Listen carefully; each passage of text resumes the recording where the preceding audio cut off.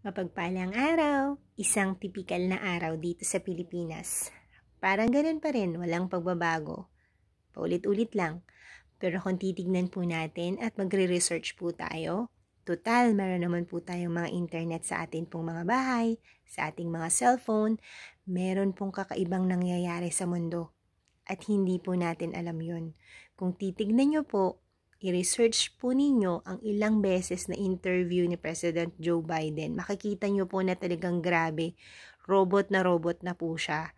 At yung iba pong mga leaders ng mga bigating bansa at ganun din po yung mga Hollywood stars natin. At kung makikita po natin, grabe na palatak na po talaga, hindi na nagtatago ang mga satanism. Hindi na rin po sila natatakot. So tayo pong mga Kristiyano at nagsasabing nananampalataya, ano po yung ginagawa natin?